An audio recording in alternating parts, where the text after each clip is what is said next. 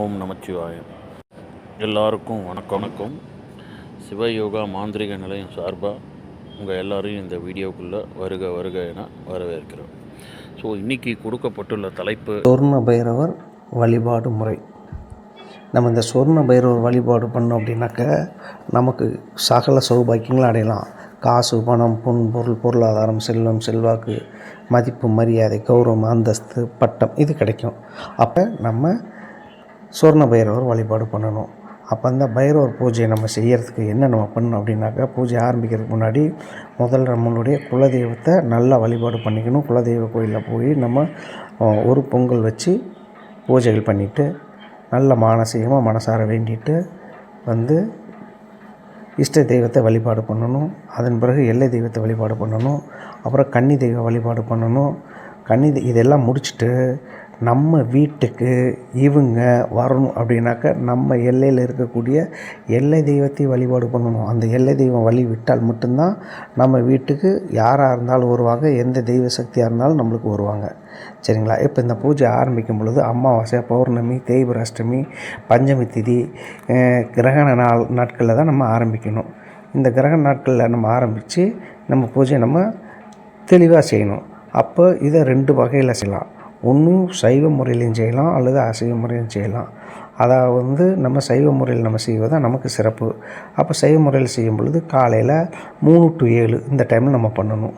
இந்த 3 to 7 மணிக்கு நம்ம பூஜைகள் நம்ம சிறப்பாக நம்ம செய்கிறதுக்கு என்னென்ன நம்ம பண்ணணும்? சிவாலயத்துக்கு சென்று சிவாலயத்தில் இருக்கக்கூடிய பைரவரை நல்லா வழிபாடு பண்ணிவிட்டு, பைரவர் பேருக்கு ஒரு அர்ச்சனை பண்ணிவிட்டு, நம்ம பேருக்கு ஒரு அர்ச்சனை பண்ணிவிட்டு, நம்ம குடும்பத்தில் இருக்கிறவங்க எல்லாத்தினுடைய பேருக்கு ஒரு அர்ச்சனை பண்ணிவிட்டு, பைரவனுடைய படமோ அல்லது ஒரு 5 இன்ச்சு அளவுக்கு ஒரு கைப்பிடிக்கு கீழ் ஒரு அரை அடிக்கு கீழே இருக்கக்கூடிய ஒரு சிலை, முடிஞ்சால் சிலை வாங்கிக்கோங்க. இல்லைனாக்கா ஒரு படம் வாங்கிக்கோங்க. வாங்கி கொண்டாந்து வீட்டில் வச்சு கீழே ஒரு செம்பு தட்டு, அந்த செம்பு தட்டில் பச்சரிசி மஞ்சள் கலந்து பரப்பி அதுக்கு மேலே அந்த சிலையோ அந்த படத்தையோ வச்சு அதுக்கு முன்னாடி உட்காந்து நீங்கள் சில அந்த பைரவர் உருவத்தை வடக்கு முகமாக வைத்து நீங்களும் வடக்கு முகமாக அமர்ந்து கீழே வெறுந்தரையில் உட்காரக்கூடாது.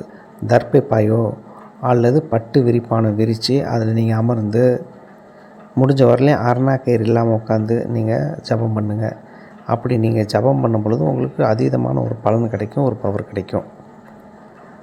இதுபோல் நீங்கள் பூஜை பண்ணும் பொழுது மந்திர ஜபத்தை நீங்கள் பண்ணணும். தினமும் காலையில் 108 முறை, மாலை 108 முறை, அல்லது முடியாதவங்க காலை 3 to 7 இது சிறப்பான டைம். இந்த 3 to 7 இந்த பைரவர் மந்திரத்தை நீங்கள் ஜபிக்கணும். இந்த பைரவர் மந்திரத்தை ஜபிக்கும் முன்னாடி பைரவனுடைய வசிய மை, இந்த வசிய மையை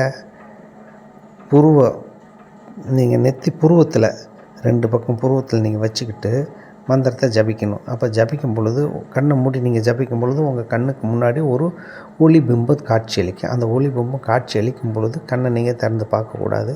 நீங்கள் ஜபம் பண்ணிக்கிட்டே இருங்க.